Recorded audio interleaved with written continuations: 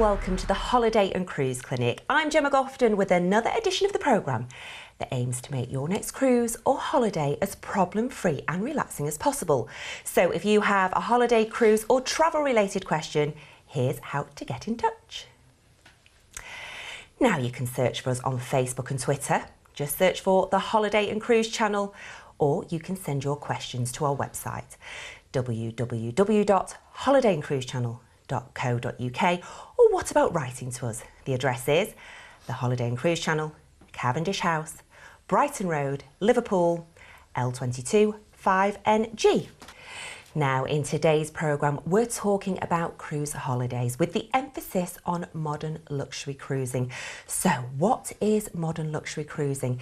It's cruising in comfort, dining and activities that have been uniquely designed with you in mind, with the highest standard and unsurpassed levels of comfort, combined with stunning spaces designed by some of the world's famous architects and interior designers. And here to tell us more about modern luxury cruising is Andrew Bolton from Celebrity Cruises. Now, Andrew, thank you so much for joining us. It's a huge pleasure to have you with us. I want to know why more and more people are taking cruises, because it seems to becoming so popular. We didn't hear about it maybe 5-10 years ago. Now it's everywhere. I think people's misconceptions of cruising are changing, Gemma. I think a number of years ago, people saw cruising as expensive, not for families, not for couples, and very limited on facilities. And I think over the years, the cruise lines have evolved and cruise ships have got larger and many more facilities on board. And as people actually take a cruise, they come back, they tell friends, they tell family, and it just really spins from there. So I think it has grown massively in the last 5-10 years, as you've said. But I think there's still a huge growth to come along as well. There's so many people that haven't taken a cruise from the UK and Ireland yet that I think there's amazing opportunity out there. Now, you touched on price, so let's talk about value for money. What's included with cruising? Because if you've never cruised before, that sort of price tag when you first see it can possibly be a bit of a shock, can't it? Yeah, true. When you got on the ship, most of your meals are included. It's pretty much all inclusive, so from your breakfast to your lunch, to your evening meal, and all your snacks in between. Many cruise lines still offer complimentary room service 24 hours a day, which you can't get in a land-based hotel. All your entertainment's included, and the shows now are incredible. There's something for everyone, whether you're into classical music or you're into rock and roll or light entertainment. And again, if you're in a land-based holiday, you're going to have to go and find that entertainment and pay for it as well. You're also seeing many different countries, so the choices on board and the facilities on board are really second to none now. So there's something for everyone, but it's pretty much all inclusive. Many cruise lines also offer drinks packages, and when they have particularly a campaign on board, you get on board, your drinks are included, all your meals are included, your entertainment's included. So you don't have to put your hand in your pocket that often, to be honest. And what we're probably saying to people when looking at a cruise is, if you're booking your land-based holiday, you have to think about paying for meals, paying for a gazillion Diet Cokes around the pool, and that's all taken away from you, perhaps. So maybe factor that in. Yeah, I think so. You've got it. I think if you've never been on a cruise before, I always say to people, if I'm speaking to them, look at the cost of your last holiday, add up how much you've spent, as you said, on soft drinks for the kids, meals out, entertainment. Then compare it to the price of that cruise you're buying and what's included in it. I think people are actually very pleasantly surprised when they actually compare the two. And 9 times out of 10, the cruise price all in is much less expensive than a land-based equivalent. Now, question, is cruising for everybody? Because I speak to so many people and say, oh, we had a wonderful cruise, we went here and that. Oh no, cruising's not for me. So do we think there is a cruise for everyone? I wouldn't say they're one for everyone. I think you've got to try it. I think there's still people out there who are thinking, it's not for me. I'll give you a prime example. Years ago, my mother and father-in-law would never go on a cruise, never ever. They didn't want to, weren't interested. So we took them on a cruise with the family, and we went on for one day, and my father-in-law said, when are we going to the next one? They loved it. And to be honest, I always say to people, try it. You know, maybe go a short cruise to begin with. If you like it, maybe come back, do a longer cruise. Most people that I do know and spoken to, once they've done the cruise once, they're pretty much converted. But I think you've got to try it first of all. So if we're persuading people to have a go, give cruising a try, let's talk about keeping the kids entertained then, because once kids are having a good holiday, we're all having a good holiday Exactly. as well. So what are the things for them to do? Oh, there's lots now. Again, some of the more modern cruise ships have got amazing facilities for kids. They all have kids clubs of some shape or form, and the kids can dip in and out of the kids clubs as often as they want to. Some of the cruise ships have water parks on board. They have rock climbing walls. They have five-a-side football pitches.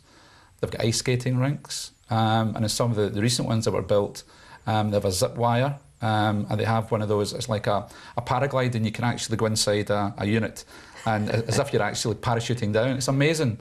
So the kids are well entertained. I mean, my kids are grown up now, but when my kids were younger, we never saw them in the ship. Which is an absolute bonus on holiday. Exactly. Mum and Dad have a holiday, the kids have a holiday, exactly. So let's talk about exotic destinations, because interestingly, do people book a cruise for a specific ship, or do they book a cruise because they want to go to those destinations? I would say destinations. I think the ship is secondary, and again, the world is getting smaller, as we all know, and every year cruise lines are opening up new ports of call. The Far East, for example, is a big area in the world that people want to go and visit. So there's as many ships now based down in Singapore and Hong Kong. Australia and New Zealand are huge opportunities down there. The Middle East is getting closer. There's a number of ships now based in Abu Dhabi and Dubai. Caribbean's still obviously one of the most popular areas outside of Europe. But you've also other interesting, unusual places like Antarctica, Galapagos Islands. I mean, who'd have thought you could actually take a cruise to Antarctica? But these are different, they're unique, and I think the cruise lines in general are now trying to find more and more destination focus, but also it's about the experience. As you said, it's not just about the ship. And they'll also find now is there's a lot more overnights included on cruise ships, and a lot more longer stays. So rather than leave a port at 5 o'clock in the evening, they maybe stay till 7, 8 o'clock. So it's more about the destination as much as the ship nowadays. And how does leaving later or staying overnight enhance the experience? Is there a different vibe for people? Yeah, it gives you more time in the port. So, for example, if you're going to a port of call where normally in the past we leave at 5 o'clock, so you get in 7, 8 o'clock in the morning, you get off, you either do an excursion or you do your own thing off the ship. But you got it back on for about 4. Nowadays, there's many ports of call where the ship's in overnight. So you can actually get off the ship, go off for dinner, wander around, come back on 2, 3 o'clock in the morning. The ship doesn't close. That is your floating hotel. And particularly over in the Far East, because there are so many new and interesting ports. There's some itineraries, for example, on a 2-week cruise, you can have 4 different overnights on the cruise. So it's more to enhance the client's experience once they get there. They can go off and just be totally chilled out, or they can go off and do particularly maybe a tour, because a lot of ships on a 2 or 3 day stopover will also maybe do a 2 or 3 day tour as well. Take you away from the ship, then come back to sail on again.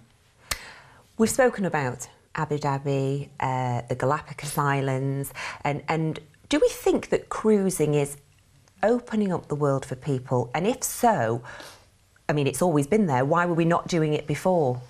I think it's just people didn't realise the opportunities that were there, and I think a lot of that is down to people going away, coming back and telling their friends and family. That it's promoted more in various media and social media. It's promoted more in TV. There's lots more cruise programmes on the TV now. So I think people are becoming more and more aware of what a cruise actually includes. And as I've said at the beginning, the value of money for the cruise. And there's maybe some areas of the world people are a bit wary in actually going on a land-based holiday to. So on a cruise ship, they can get off, see the port of call, see the city, but be back on their luxury 5-star ship in the evening for the entertainment and all their meals, and then get off again perhaps the next day. So people are opening their eyes now, and I think because the cost of these cruises and holidays are far less expensive than they were in the past, people now realise what a good option of a holiday it is.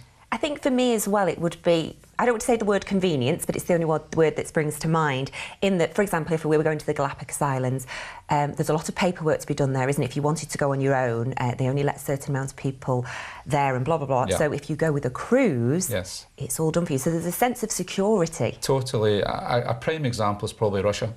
When we go into St. Petersburg, as most cruise ships or cruise lines do, if you want to go off on your own and you have to buy a Russian visa, it's over £100 per person. If you go off on an organised ship excursion, the ship take care of that. So there's no paperwork to be completed, there's no visa to buy. But I think also from a safety point of view as well, if you offer an organised tour, that coach will get you back to the ship before the ship actually sails. And I think people like that comfort, particularly single clients or maybe a bit more mature clients who have never been away before on a ship, and maybe their first time away, and they love the comfort of the ship is their home for 2 weeks or how long they're away for, and they're taken off, and they're probably in some cases held by the hand. They're brought back on, and it's a nice place for them to be in, a nice friendly environment as well. Wonderful. We're going to go to a break. Important stuff after the break though, clothes, food and cocktails. Good. All the good stuff. Now, if you're new to cruising, then this, I'll just grab it for you, is our first time guide to cruise holidays. Now, it's well worth asking for. It's absolutely free of charge. Just give us a call, 03330 032 216. Calls will be charged at standard national rates. You can also ask for a copy through our website, www.holidayandcruisechannel.co.uk. And whilst you're also asking for this, we'll take a quick break. See you shortly.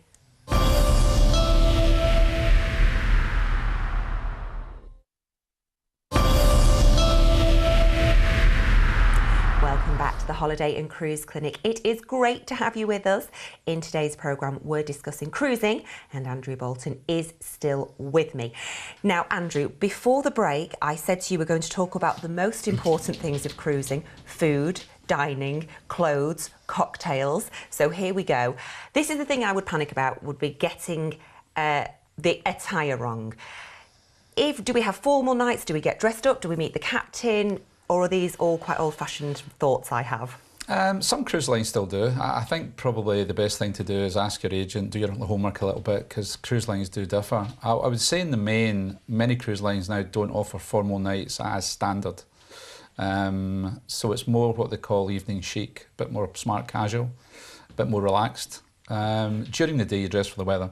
So if you're going to the Caribbean, you're going to the Mediterranean, it's t-shirts and shorts. And in the evening, it tends to be much more smart casual, open neck shirt for a man, sometimes a jacket, sometimes not. So I would say it's less formal than it used to be. But one or two cruise lines still do the formal nights on the ships. And I guess if you want to get dressed up, you could do, if you wanted to. Correct. You don't have to. It's up to you. It's a recommendation as per the ship's programme that day. You can be as casual, as relaxed as you want to be. Exactly, yeah. OK, let's move on to food, which is my second favourite subject after cocktails. I mean, cruising is all about dining, isn't it? Yeah. It goes hand in hand. So let's talk about what people can expect. Well, right away, you've got your breakfast. You can go to the main restaurant for breakfast. You can dine in the casual buffet-style restaurant. You can even do, as I said, room service. And I always say to people how nice it is if you're in, for example, a balcony stateroom, to have your waiter bring your breakfast to you in the morning. You sit out on the balcony with your bathrobes on, watch the sun, the sea go by, have your breakfast on your balcony. It's so nice to do that. You've then got mid-morning snacks that are available around the ship. You then have your lunch, then do the traditional afternoon tea, so all the cakes come out and the pastries and the sandwiches. And then you have your main dinner. Again, you have the main dining. You can go to casual for the buffet style. A number of cruise ships also have speciality dining, so they have different options as well. Or if you've had a busy day, you can come back on the ship, put the TV on, put your bathrobe on, order room service and chill out in your cabin.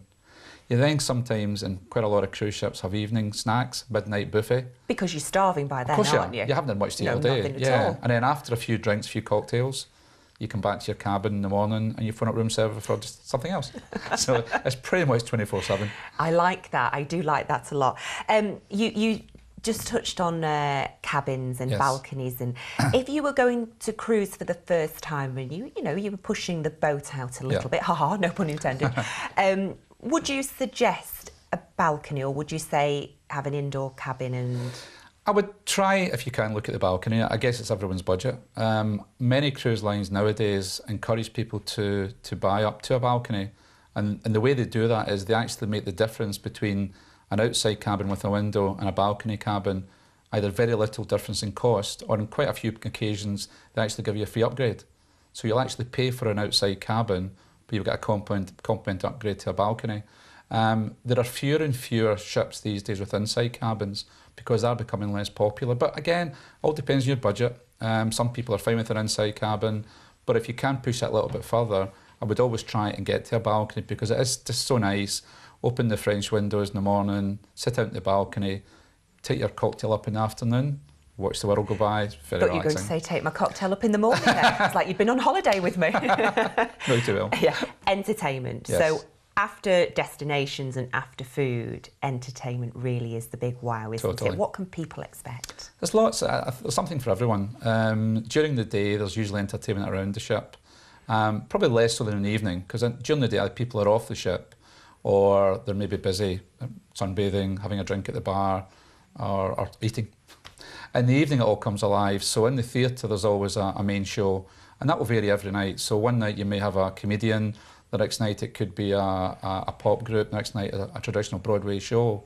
But usually during the other parts of the ship as well, there's other things going on. So there's maybe a piano bar, there's a nightclub, the disco goes on to the wee small hours in the morning.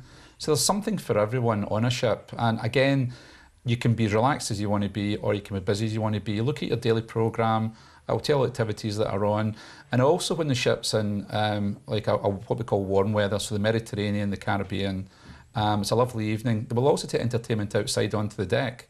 So quite a lot of cruise lines now are doing like pool parties around the pooled area, and they're bringing perhaps the music up there, or bringing the shows upstairs as well onto the deck. So there is something very, very varied, and whatever you're into, music-wise or entertainment-wise, you'll find it on a cruise ship.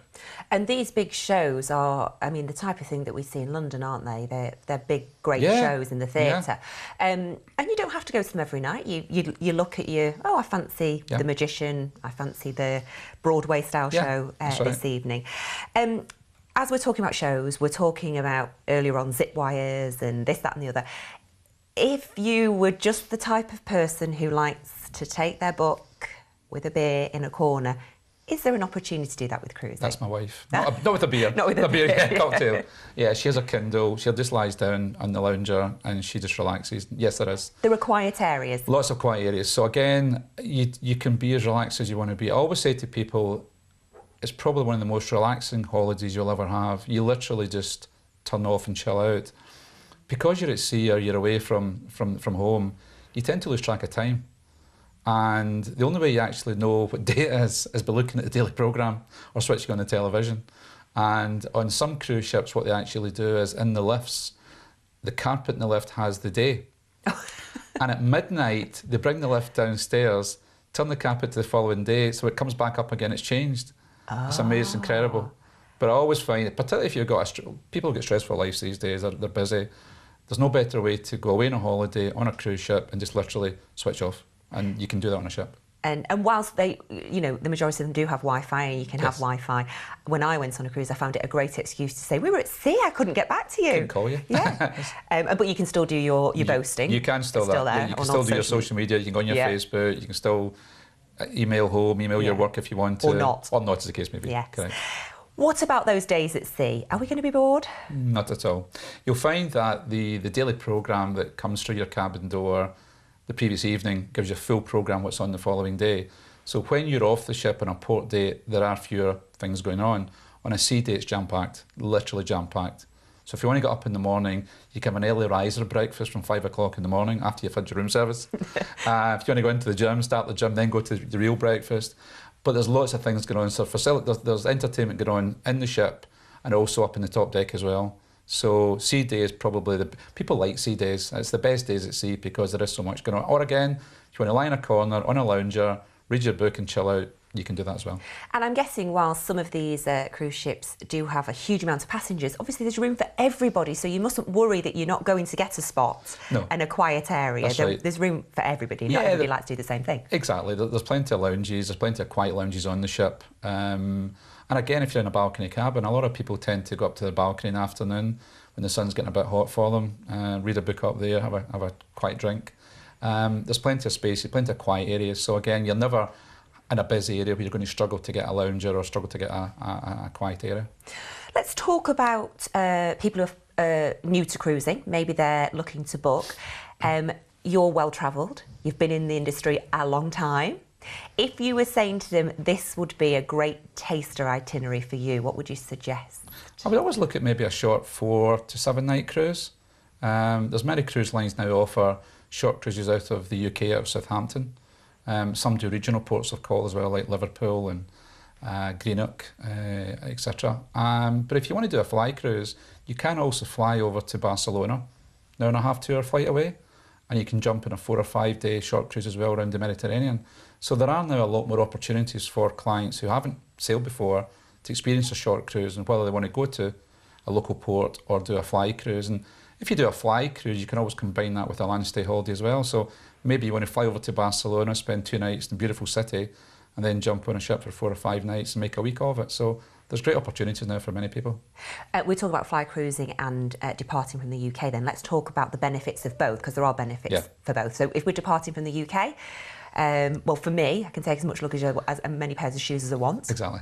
That's one of the big benefits. Yeah. A lot of people, I don't like flying personally. Do you not? I don't like flying. No. So well, I nearly fell off my stool then. No, I try and avoid it. Every year we usually go from the UK, so we will drive down to Southampton. We'll stay overnight on the way down, break the journey up, park the car, and we're away for 2 weeks. But many cruise lines also offer coach options, so you can actually now go on a local departure from your local area. We'll take you straight down to the ship. When you come off the ship, you're on the coach, you can relax, brings you back home again. But as you said at the beginning there, it's all about your luggage, so you can actually take a lot more luggage than you can in a plane. I think also as well it takes some of the stress away from you, because I find going to the airport, getting everybody organised, getting on the plane, getting off the plane. But when we do that, obviously we get there quicker. So the perks to a fly cruise? Perks to a fly cruise, you're straight into the sunshine. So if you're leaving the UK on a cold day, as it can be sometimes, even in the summer, it may take you 2 days to get down through into the Mediterranean, whereas you fly straight into Barcelona or Rome or Venice, you're straight there, you're straight onto the ship and you're straight into the sunshine. So there is a benefit as well. So I guess the downside is your baggage allowance is a bit more restricted, but the upside is you're straight into the sunshine within 2 or 3 hours. So it's whatever suits you, really. Correct. Isn't it? So everyone's different, exactly. Yeah. I can't let you go without me asking you about your most exotic destination you've ever cruised to and why it was so amazing. That's a good question. It doesn't need to be exotic. It can just be an amazing place. Yeah, Singapore. Singapore. Wow. Yeah, we spent a week in Singapore. Then we jumped on a ship. Singapore, Thailand, Vietnam and Japan, and that's probably so far on my bucket list. I want to do South America. That's a big growing destination now as well. And I also like the Caribbean. I love going around the Caribbean. Islands are all different, and again, it's the sunshine and relaxing. But the taster cruise for somebody who's not cruised before, we're saying sort of probably stay in Europe, aren't we? I would say so. You can actually fly over to Miami. You can do a few nights in Miami, and you can jump on a 4 or 5 night short cruise from Miami down to the Bahamas. But I would say for someone who's never done it before, doesn't want to travel too far, either take a taster cruise out of the UK or short flight to Barcelona, for example, and do a 4 or 5 night cruise from there. Wonderful. Thank you so much for your time. Just before you go, one question I did forget to ask you is about dietary requirements, because I'm not saying people are picky eaters, but perhaps they're gluten-free, vegetarian, pescatarian. Should they be daunted by going on a cruise, or can it be sorted? Not a problem at all. Just tell your agent before you book or when you book your dietary requirements. They will tell the cruise line. It'll all be sorted for you, so not a problem at all. Wonderful. Thank you so much for joining us. Thank you, Jemma. Always a pleasure. Thank you. Now, before we head off, let me tell you about this. It's our first time guide to cruise holidays, absolutely free of charge. Just give us a call, 03330 032 216. Calls will be charged at standard national rates. Now, don't forget, you can also ask for a copy through our website. That's www.holidayandcruisechannel.co.uk, where you can also get in touch with your questions for future programmes. Okay, that's all we've got time for on today's edition of the Holiday and Cruise Clinic. My huge thanks to Andrew Bolton, and thanks to you for watching. I'll see you next time.